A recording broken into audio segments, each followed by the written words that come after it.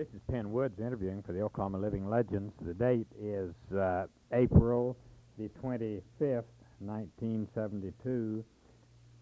We're in eastern Oklahoma, and we are in Marble City at the home of Mr. Waite Duvault. And I'm going to ask you the spelling of that name. D-A-V-A-U-L-T. Is there a capital V, or is it? No, it is not. It is not a capital V.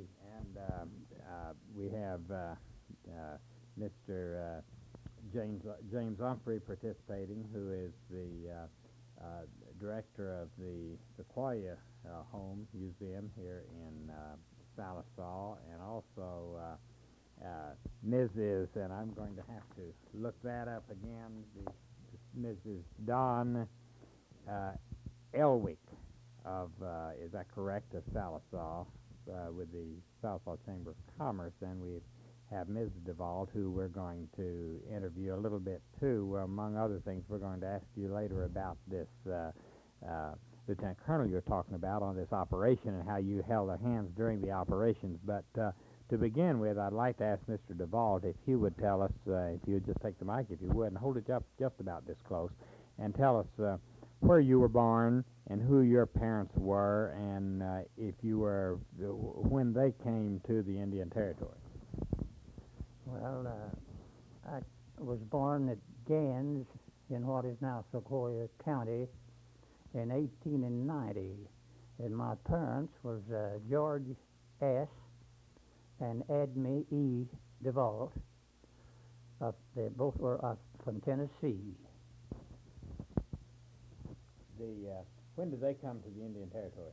They came to the Indian Territory probably in 1888 or 89, at which time they were married in the Indian Territory.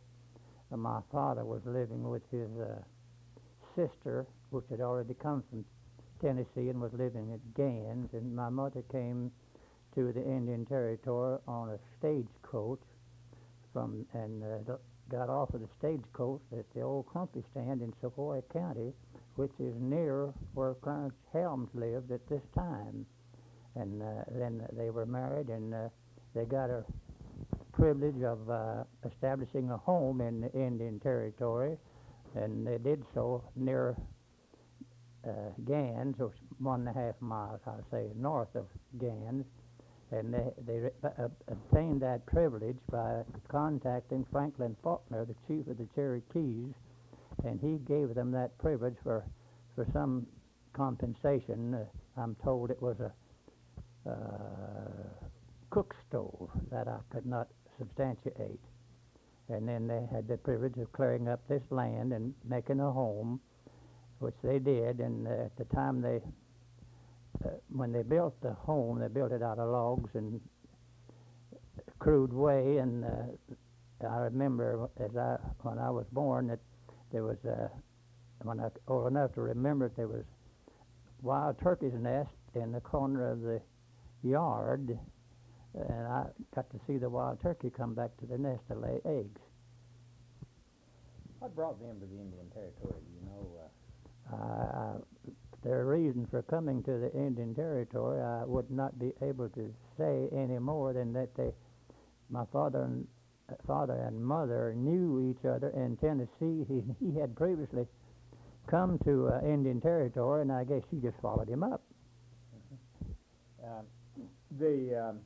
What had the family done in Tennessee? What had been the occupation of his family? The occupation of my family were farmers. They farmed in Tennessee, and one of my relatives that I've never seen grew Madonna lilies by the hundreds of acres and trucked them all over the United States by the truck load after they got to have transportation of that kind, and raised them for the market. But my parents just raised cotton and corn and livestock. Had open range, cattle ran in the woods, and so did the hogs. And I remember when I was a little boy, just barely old enough to follow my mother around. She'd go into the woods with an old-time apron full of ears of corn and go out into the woods on the mountain and holler, pig-ooey, pig-ooey. And the big old hog would come running through the woods, and I'd grab my mother's apron, hold to her. They knew my mother's voice, and they'd run up close enough to her that she could throw them grains of corn, and that's the way she looked at her. Was this a common way to come into the country? Of course, they couldn't get a deed to the land, but they just they in effect they paid for the right to occupy the land. Is that what it amounted to? It amounted to that. Yes, that's what it was, and they occupied this land because all the land in the Indian Territory at that time belonged to all the Indians in common, and no one Indian owned any part of the land. It belonged to all of them. And then when the Dawes Commission rolls made up in 1907, Tom Gans of Gans Indian Territory allotted this particular piece of land, and then about that time the Kansas City Southern Railroad was built through the Indian Territory, and my father put in a store at Gans in 1896 and moved to Gans, and he had to go off of this land anyway. So we put in a store, and he hung the first sack of mail that was grabbed by the train as it went through. That is in 1897. Why don't you describe the way these mail sacks were handled? The mail was put into a very substantial bag. It had a ring on each end of the bag, and it was about 4 feet long. And that bag was hung onto some hooks right by the side of the railroad track, what they called a mail crane. And the postmaster would hang the mail on this crane, and the train would come through at rather rapid speed for those days, maybe 40 or 50 mile an hour, and that was going some too when they make 50 mile an hour. And as they'd go through the town, they had an arm that reached out from the side of the train, and it would grab that bag, and then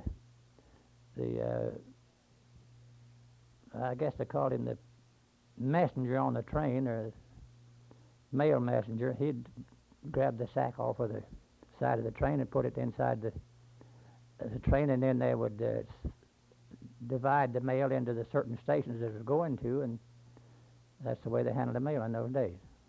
Did you ever miss that sack? A few times I've known of the sack after it was grabbed by the train. It would then fall down to the ground, and then on one occasion especially, it fell under the train, and all the mail and everything that was in the bag was all chopped up. What would happen if it would fall down? Would it stop the train or keep going? No, they didn't. They didn't know it happened. The engineer at the front end of the train, they wouldn't know anything about that. That was they didn't pay any attention to that. They were looking forward at the track. Backtracking a little bit, you said that your mother came over on a stagecoach. Was this on the Butterfield? Was this on the Butterfield Trail, or was it? Well, I don't know what trail they called it, but it went through this county and into Fort Gibson, I believe.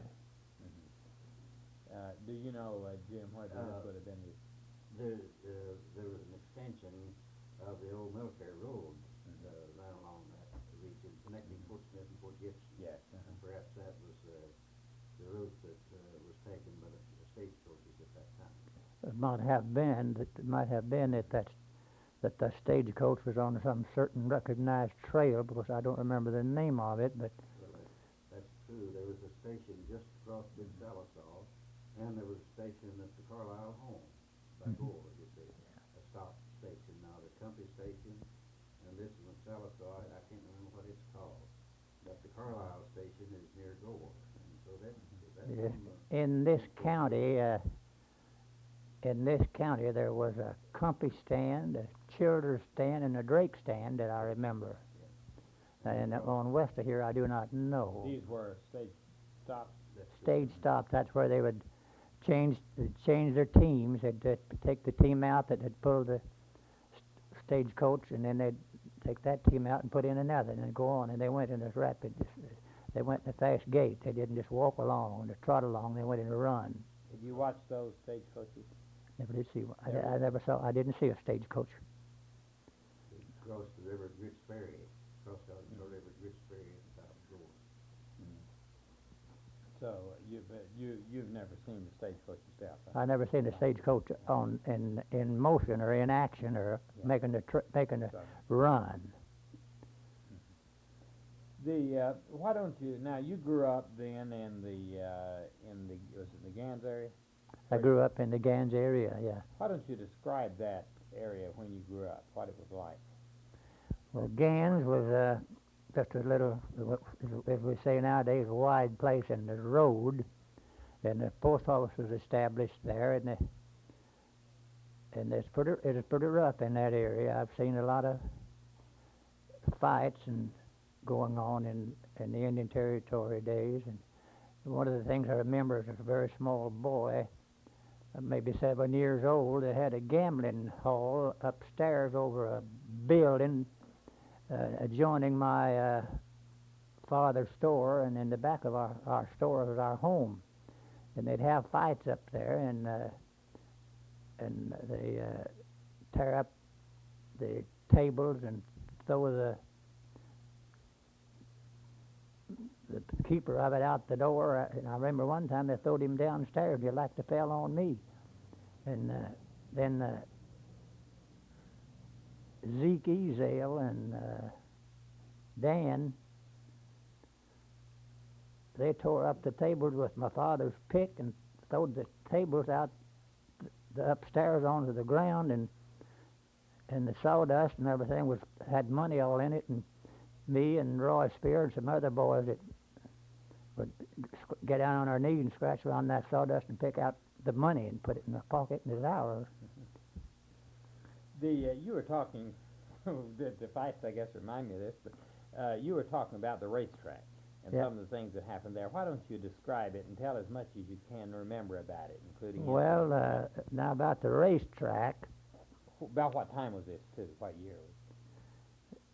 It was in 1897 and in 1898 when I visited this racetrack. And my uncle had race horses, two of my uncles, and they'd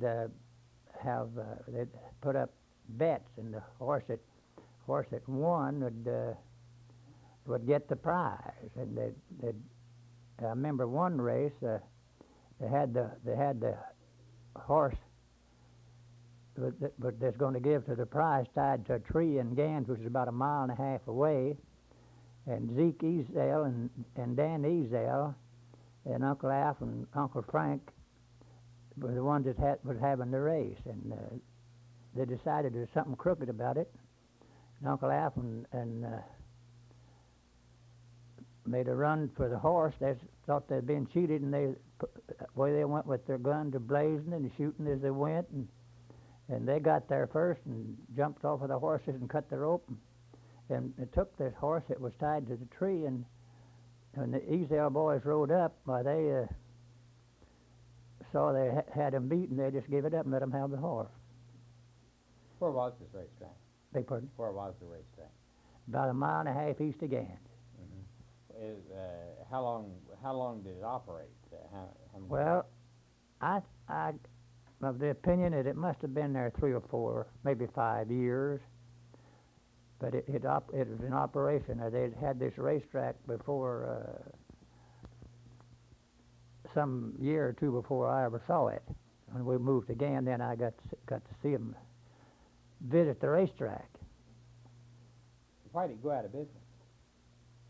Well, I don't know why they didn't continue to have this racetrack, but everybody in the country would go to see the races. It was a big day, but I don't know why they quit it.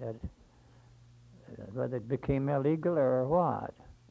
Old Judge Russell was the United States judge at that time, representing the United States, and he was kind of the law and gospel in the area, and they had a pool hall in the little town, and Jim Choate and Tuck Martin took a notion to tear it to pieces, and they pretty well did. And Lee Stacy, the owner of it, ran up to tell the old judge about it, and he came down there to stop it, and Tuck and Jim met Judge Russell as he's on his way down to the pool hall, and he throwed his old gun up on his arm and hollered, "Stop in the name of the law." And I was a-peeping behind the little old red building that the pool hall was in, watching the maneuver, and so it didn't. Tuck Martin was ahead, and he didn't stop. He just kept coming on, and he had a screwdriver he had made a knife out of, and little Jim Choate had a long knife. And when they wouldn't stop, he shot Tuck Martin, and he fell backwards dead. And then Jim Choate, he kept going, and he shot him, and he fell with his head between Tuck Martin's legs, and the bullet that went through him just missed my head about a couple of inches in the side of the building. Where was Judge Russell's, where he held court? Where did what? Where did he hold court? Judge, was Russell? Judge Russell. He was just the federal judge for the Indian Territory, this part of the Indian Territory. Where was his court? Gans. Gans. Yeah. And they was Gans had a court. they was to have a trial about that, and I was to be a witness. I don't know what the trial was to be about, or whether maybe he didn't do his duty correctly, but he died before trial, and he's buried at Fleetwood Chapel now, and that's the end of that story. Did the federal court at Fort Smith at that time have any jurisdiction over this area? Oh yes, yeah. The federal court in Fort Smith had jurisdiction over the Indian Territory during my lifetime up to statehood, and Judge Russell was just handled the local affairs. Who was the judge at Fort Smith then? Do you know? I don't know who the judge was in Fort Smith at that time. You mentioned the fact that people generally carried guns during that period. Why don't you elaborate a little on that? Well, yeah, people did carry guns. I guess it was their privilege. If they wanted to, they carried one. I know my father would carry his, and he was crippled, walked with a crutch, and the gun would get quite heavy, and he would take the gun out of his scabbard and hand it to me, and I'd carry it in my hand if we was going through the woods or somewhere, and I guess it was all right. I didn't think anything about it. When I was growing up, everybody had own guns, never thought anything about it. But they wasn't mean about it. They just had them for protection, I guess.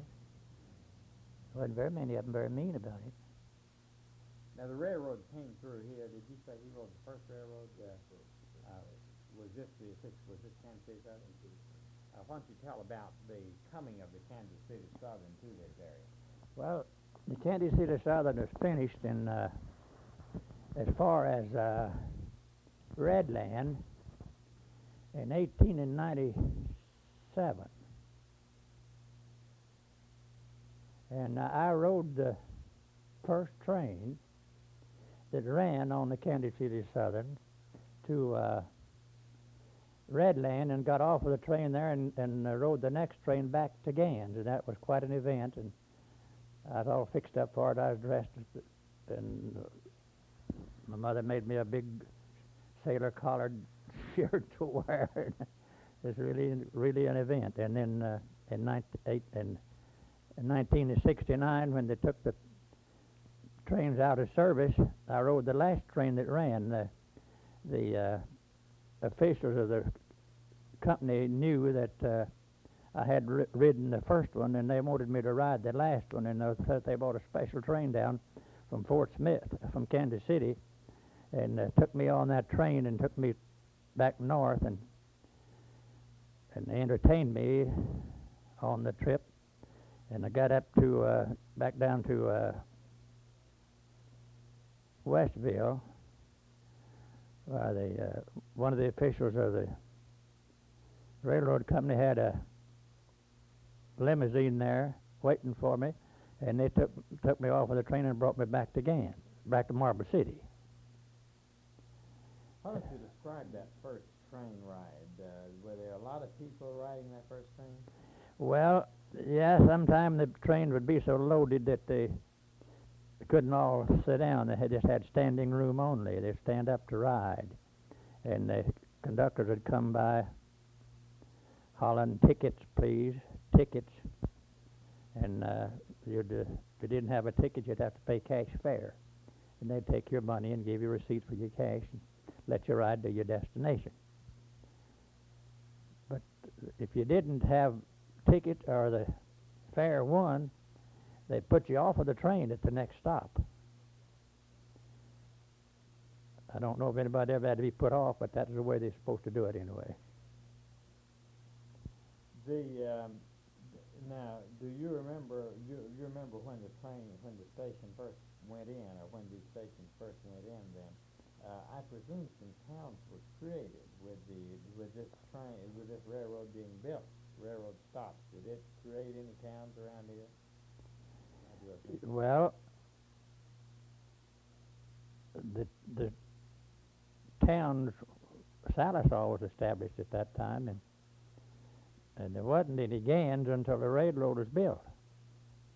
And then the town of Gans came into existence and a post office. What about Salisaw? Was it in existence? Salisaw was in existence, yes. They had the Missouri Pacific Railroad through Salisaw before the Kansas City Southern came through. And we had to, during my early childhood days, we had to go to Hanson to get our food, our merchandise, and they had a mill at Hanson, and they'd take a sack of corn shelled corn on a horse to this grist mill, and they would grind it for a certain amount of the corn. They took a part of the corn as a toll, and they'd grind your corn, throw it on your horse, and come back home. And I rode behind my folks on a horse to get cornbread, get meal to make cornbread for. The grist mill operated off of the water, or right off of the water, isn't that right? No, this grist mill ran with a steam boiler. They'd put wood into this furnace under this boiler and heat the water to boiling point, and the steam would propel the grinder for the corn. And I remember on one occasion I saw the operator of I was about 6 or 7 years old, 6 years old I guess. I saw the operator of the grist mill turn it on and off with a button that was on the side of it. And curiosity got the best of me, and when I caught his back turned, I did it. So I shut the mill down. Did you see any grist mills that were operated off of streams? Yes, I saw a grist mill operated on a stream just north of Marble City. And the part of the old sign of the old grist mill is still there. I fish by it very often. Why don't you describe how it operates? Well, they'd dam up the creek with logs and rocks and whatnot, and then they would have what they called a mill race. That was the water that came through a channel that would run over this wheel and propel the wheel, and therefore grind the corn in that method. And that belonged to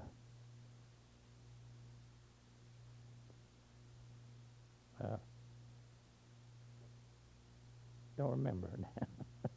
Alva somebody, but I don't remember. What was the first industry or factory that you saw come in here? The first thing that came to Gans after the railroad was built, or after it was a cotton gin, which belonged to P.H. Spear, as the father of Roy Spear, who now lives in Salisaw.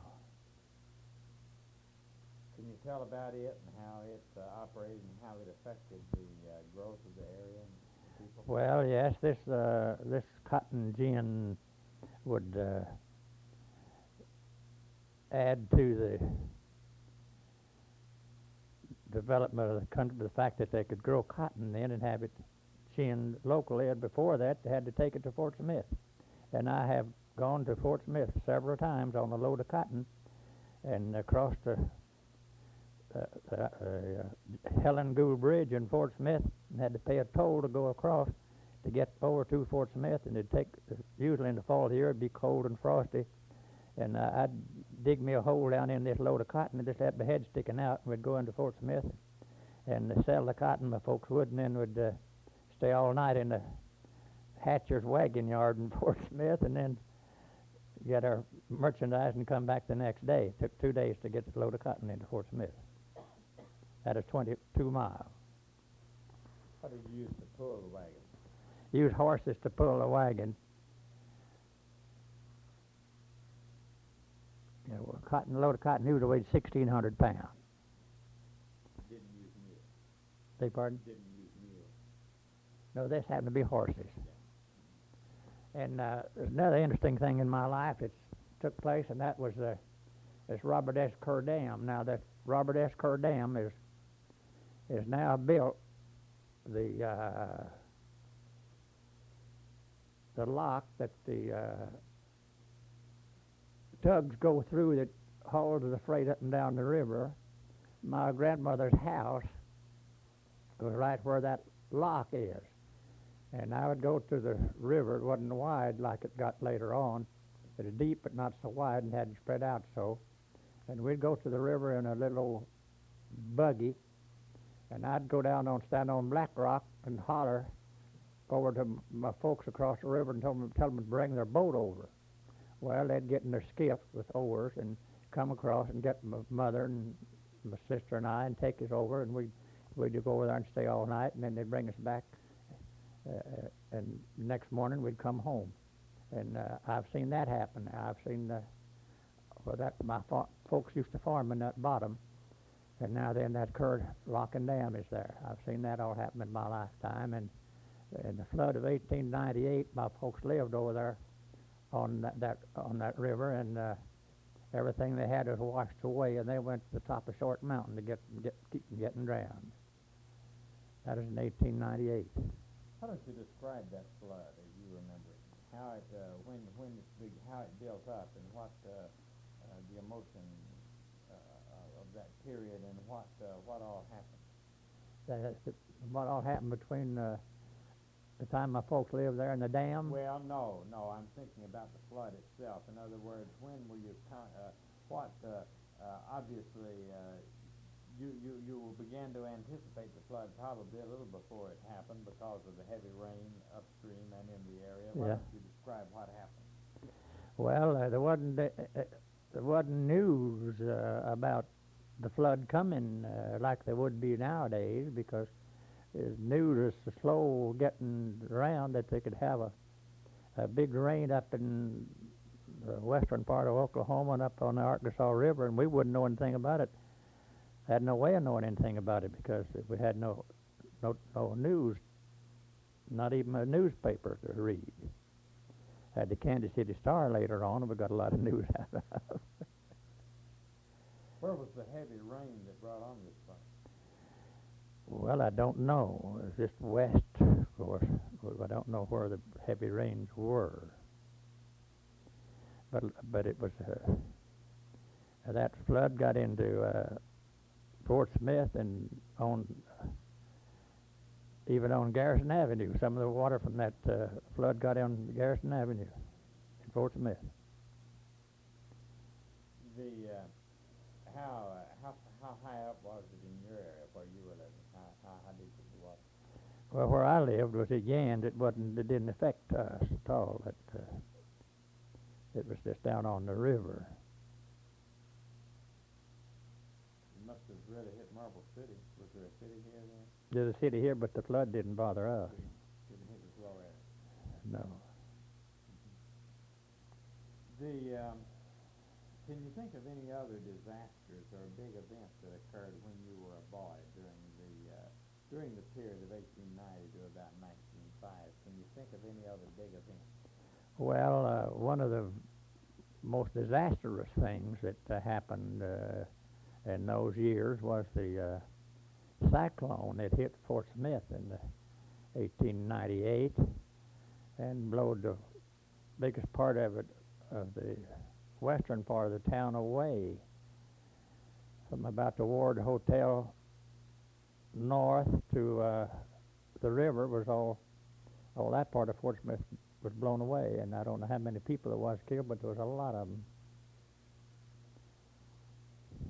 Talk about Fort Smith when you first knew it. Now, you first knew Fort Smith about in the late 1800s. Yeah, 18 and I was in Fort Smith probably in 1892 or 3. Of course, I don't remember because I was too young to remember. But by the time I was 6 and 7 years old, it would be 1896 or 1897. There wasn't much to Fort Smith. There was one big store in Fort Smith, and that was Wolf and Myers store in Fort Smith. And that's where people from eastern Oklahoma did most of their trading. When they'd take their cotton to Fort Smith to sell it, or their corn or whatever they had, then they'd do their trading and at that store, and they'd buy enough flour and enough salt and enough sugar in the fall of the year to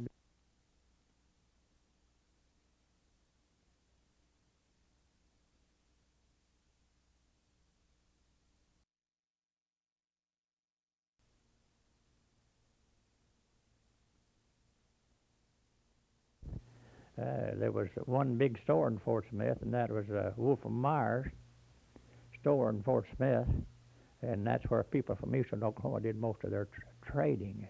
When they'd take their cotton to Fort Smith to sell it, or their corn or whatever they had, then they'd do their trading and at that store, and they'd buy enough flour and enough salt and enough sugar in the fall of the year to do them till the next year, if they could. They'd buy salt by the barrel, wooden barrels, weighed 300 pounds, and they'd buy sugar by the barrel. It wasn't in sacks or it's come in the book, 100-pound sacks, and that's the only way we got sugar. There's a lot of years that my first years in business, we didn't have any. All of our merchandise came in bulk, and we'd have to weigh it up and pack it ourselves. We'd buy lard in what's called a tierce, or a barrel of lard, and it'd weigh 500 pounds.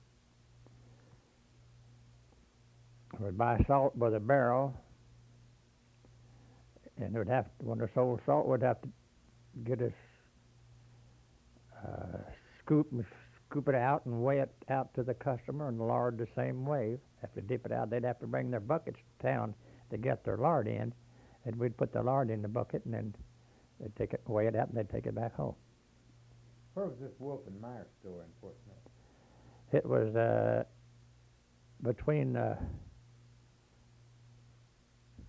it's between 3rd and 4th Street on the north side of Garrison Avenue. Over near where Costantino's is now? That's right along there. I think Wiggins is occupying the building now. Now, what was the source of the material that you had in your store? Where did you get your supply? I got my supply mostly from Fort Smith in Kansas City and St. Louis. And incidentally, I sold the first loaf of bread that I ever sold in Marble City. I sold the first gallon of gasoline that I ever sold in Marble City. And I sold the first manufactured ice cream that is ever sold in Marble City. That the bread came out of Joplin, Missouri. If they had a bakery in Fort Smith, I don't know anything about it, but I guess they did. But anyway, I got my supply from Joplin, Missouri, by express on the passenger train, and I'd have to go down and meet the train and get my bread and bring it up to the store, and it'd come in a wood slatted box. It wasn't wrapped, it wasn't sliced. It was just a big box full of bread with newspaper lined inside the box, and I'd set it down in the store, and the customer would come in and want a loaf of bread. I'd have to make some of the other customers get off of this bread box so they could get them a loaf of bread, because they used that for a seat. Do you remember who bought that first loaf of bread? No, I do not. I remember the first thing I sold and who I sold it to when I went in business in 1914. What was that? I sold a boat, a plow boat, to a fellow by the name of Bill Gritz. He's been dead 15 to 20 years. The Full-blood Indian. now your store was in Marble City. That's right. Which store is that? It's the one that Buddy Rogers occupies now. Is that what's it called? Name of the store? The Rogers General Store, but he hadn't got his name on it like that. What was your name? It's not in mine either. There's a sign up over it. It says Ruark's Store. That's the one I first sold out to. And then he sold to Buddy, I believe the way it was, and then he had a sign up, and they've turned the sign upside down. Who was commenting on that upside down sign? Yeah, the old sign's upside down now. Has gasoline pumps in front of the store. What's the reason for the sign being upside down? Beg pardon? What's the reason for having it upside Well, he didn't want it to be Ruark, so I think he just turned it upside down so it wouldn't be Ruark. Didn't take it down. down? Good enough reason. Now your father had the store in Gans. Did you ever operate that store? No, I didn't. I worked with my father in the store till I was 18 years old. And then you later, in 1914, established your own store. Yeah, and I came to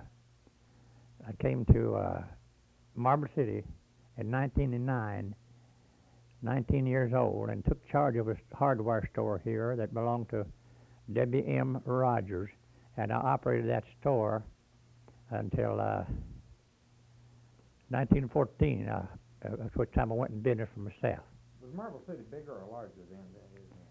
Well, there was a time when Marble City was a pretty nice little town. That is when the marble quarry was operating here at Marble City, and there was 300 men working at that quarry over there. When I went in business, there was 300 men employed at that quarry. And then they had a contract to build certain buildings, and the Rice Institute at Houston, Texas, and the Pioneer Telephone Building in Oklahoma City built out of marble from here. And when they got those two contracts finished, they didn't get another contract, and things went from bad to worse, and the whole thing over there burned up, and that ended the quarry until they reestablished and began to, not as a marble, but as a limestone plant, which is operating now. It's a million-dollar plant over there now. Can you think of any of the activity of the town at the time that you had 300 factory workers? I think you had factory workers like a pretty good town because. Well, they just lived. The people that worked at that quarry just lived in tents and just any way they could manage to live. And there's quite a few more houses here and then than there is now. That's been a good many years ago, and the houses have just been burned down or torn down or something, and they just don't exist anymore.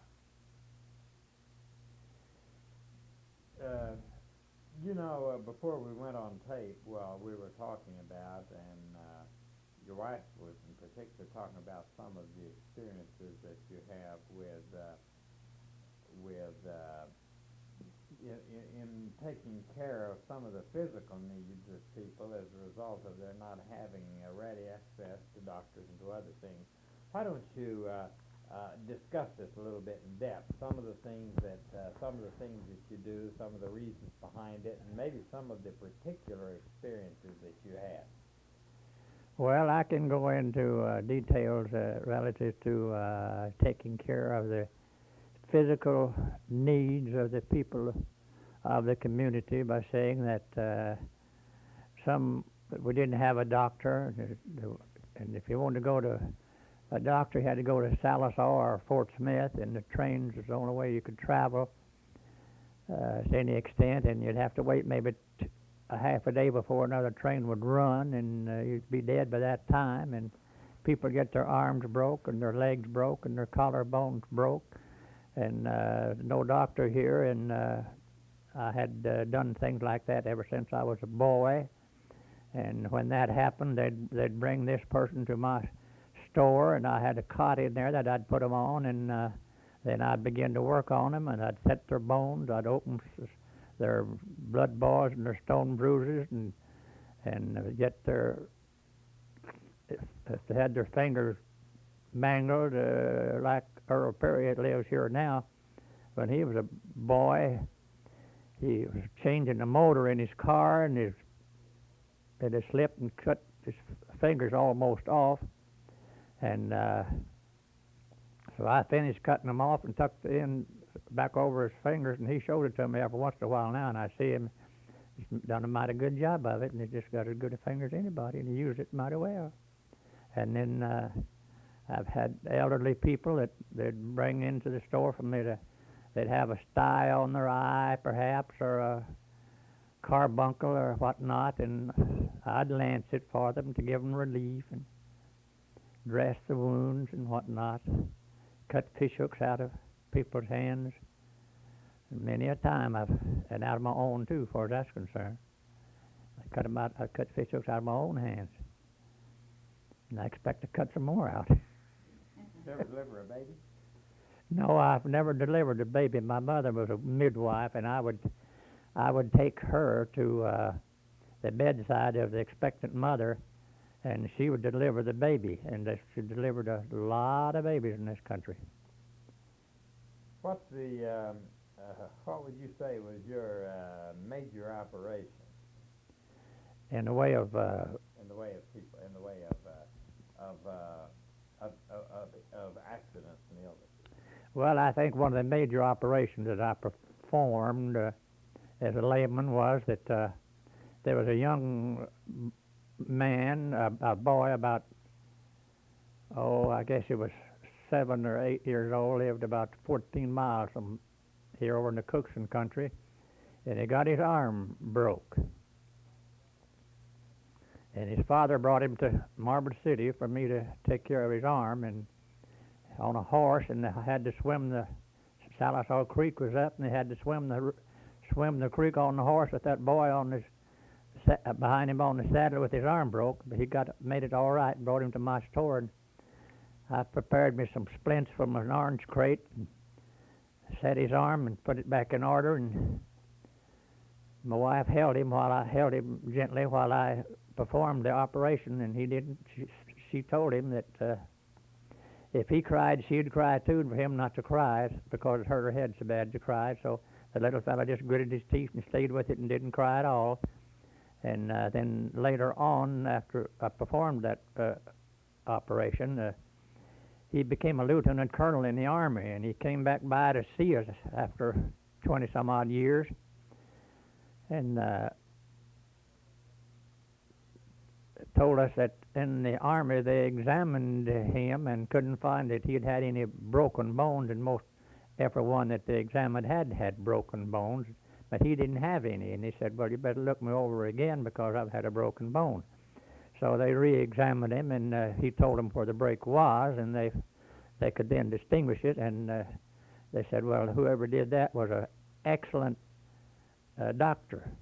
Said, well, it wasn't a doctor, it was a country merchant. Did they ever call you Doc?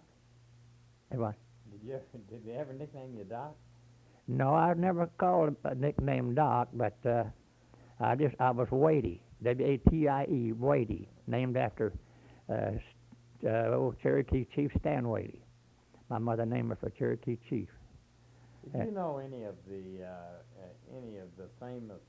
Can you think of prominent people, either among the Indians or among the others that you knew who have played a prominent role in the history of the state or the country or of eastern Oklahoma? Oh yes, I knew a lot of them that played a permanent role in eastern Oklahoma. I knew the Smiths, Indians, very intelligent, influential tribe. And I knew the Bolins, same way about them. They were very They're all successful people. They're full blood, but they're a wonderful set of people. And then at Gans, I knew Tom Gans and Swimmer Gans and George Gans. They were influential Indians, and that's the one the town was named by. And the high school at Gans is built on the land that Swimmer Gans allotted when the Dawes Commission Roads was made up.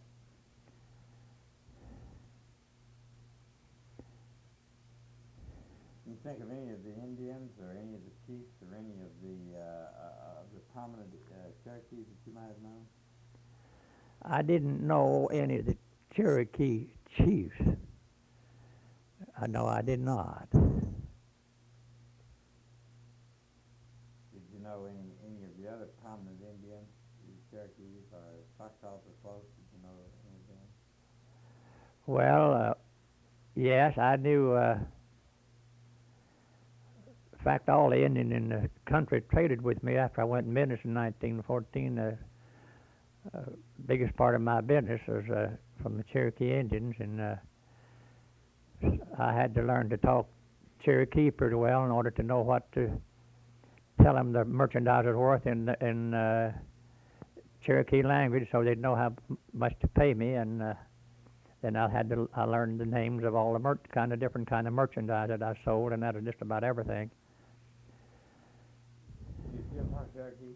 Yes, I talk Cherokee to them when I meet them now, more or less. You know, I can't carry on a complete conversation, but I know enough to carry on a conversation and let them know what we want to talk about. Why don't you greet me in Cherokee? Can you do that? Do I? Greet me. Oh, yeah. Say something. Say something. Well, it's to greet you in Cherokee. If we come together in person, and I want to speak to you, and I'd say OCO. Hello. Then I'd ask you, maybe I'd want to say, how are you? And I'd say, Tahija. How are you?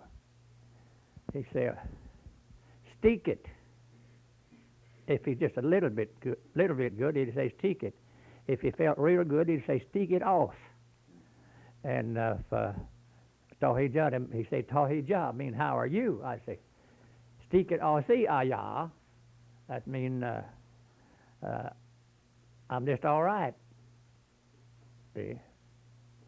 That's the way we would greet each other. And if I meet one of them in the road and I want to know where he's been, I say, Adla Huela, where you been? And if I want to know where he's going, I say, Adla Huet. And he'd tell me where he's going. And Sallisaw was Saluna Gay. And Telequa is a Cherokee word meaning two's enough. Totally is two, and the qua is now the way that came about. They were having a meeting in Telequa. The Cherokee chiefs were at those springs there in Telequa, and there was three of them to meet. And they waited and waited, and one of them didn't come. And the two that was there, one of them said to the other, Telequa, two's enough. So they had the meeting without the third man, and that's how come Telequa to be what it is. Now, I guess that's right, because the publisher of the Telequa Sentinel, the paper that's printed in Cherokee language and in Telequa, old man Pumpkin, was the editor of that paper, and he's the one who told me that. You're familiar with the Dwight Mission School. I was very familiar with Dwight Mission School, and when the Dwight Mission was first established, it was, well, I can't give you any data on that, I guess, because it's too far back. But anyway, when I came to Marble City in 1909, Ross M. Robe was the superintendent of the school, and they got their mail in Marble City, and they would have to come in a buggy or a wagon to town to get the mail and take it back down to Dwight Mission, and they had to cross the creek to get here. and they didn't have any bridges at all at that time. But the children would sometime walk up the railroad track to Marble City and come in the store and buy candy and whatever they had to buy with and whatever they wanted to buy. And on one occasion, a bunch of the children was coming to town and crossing a bridge across the creek, and the train came around the bend, and it was right on them before they knew it, and the train killed one boy, and one of them jumped off in the creek and wasn't drowned. The creek was up, but they got him out, and the boy that was killed belonged to Winnie Rawson, and she's my neighbor now. And that was in about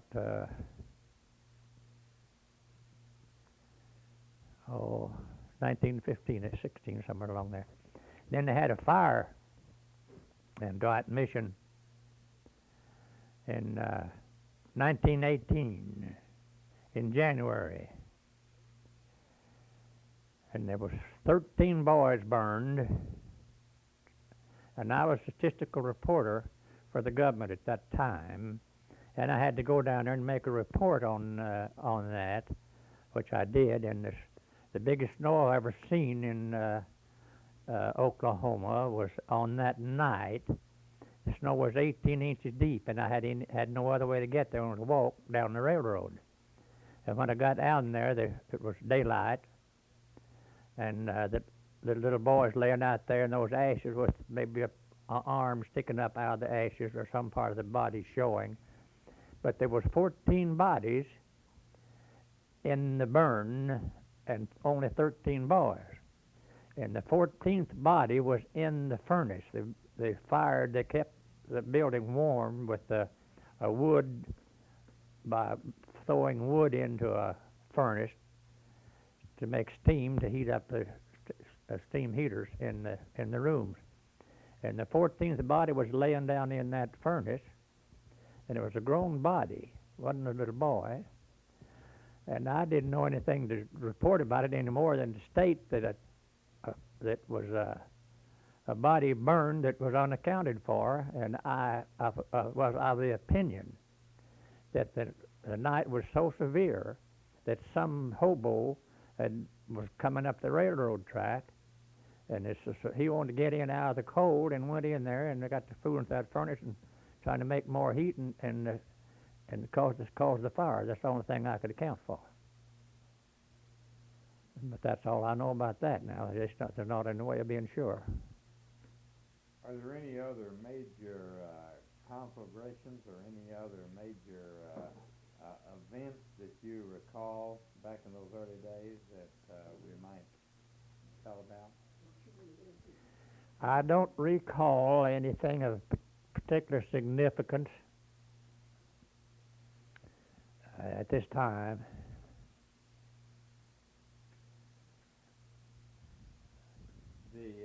What do you feel has been the major, over the period of time that you've lived in this area, what do you consider the most important thing that has happened?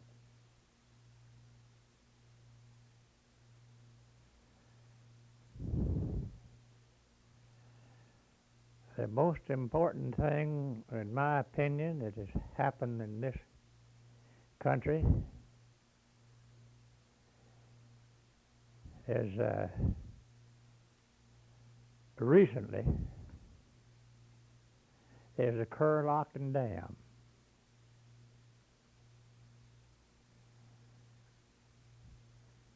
Did you attend that dedication? I attended the dedication of the Kerr Lock and Dam, and in attending that dedication, I stood pretty close to where my grandmother lived in 1896 and 97. And it was quite an event to me to look over the past of that country and the flooding of the Arkansas River and the drowning of people and the washing away of crops and homes and whatnot. And then to see that river harnessed and put under man's control and that lock and dam to develop eastern Oklahoma, and I think will add to very greatly to its development. We have that dedication incidentally on tape recorded Yeah. in our collection. Well, it was very interesting to me. Can you think this is probably I think you're probably correct in that evaluation. Let's go back into way past. What would you say during the early days was the major event that you can think of that occurred during your early days here?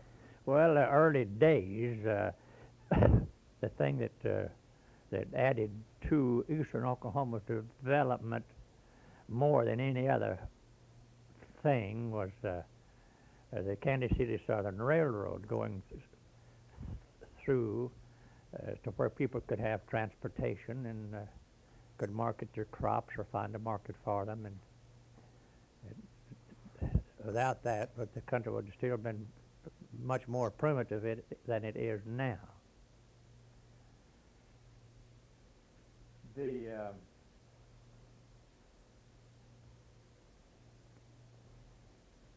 What do you see for the future of this area? I haven't got very many years left to view the future of eastern Oklahoma. After you're 82, you can't expect very many more years of usefulness. But I see for eastern Oklahoma or the Sallisaw area or Green Country area or the Big Basin country, massive development in the next 10 to 15 or 20 years. We'll be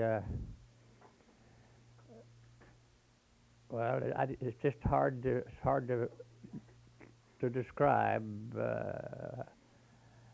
what we can have develop in this area in the next few years, the next 15 or 20 years. You were living here during the period that the statehood convention was held.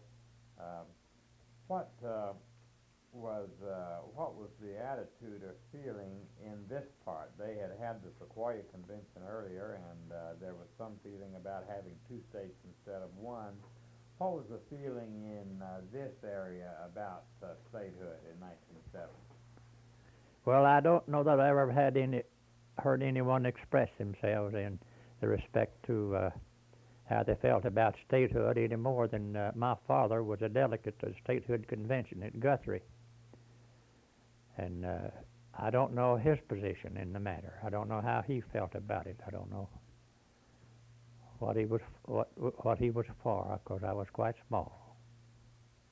Did he ever discuss the convention with you afterwards as to some of the things that happened? No, he never discussed it with me because we just never did. Mm-hmm. Have you had involvement with any of the organizations in this area that might be worth mentioning, either civic or a social or cultural or such, that you might tell a little bit about the history of these organizations, some of the things you've done? Well, some of the things that we done towards trying to develop eastern Oklahoma, and I took part in practically everything that come along. We had first organized the Eastern Oklahoma Playground Association, of which Ed McDonald deceased, and Ray Weems deceased, and Mr. Ashley deceased. Mr. Ashley was a Stillwell. We developed Eastern Oklahoma Playground Association. That is the beginning of the activities of that nature. About what year was that? That was in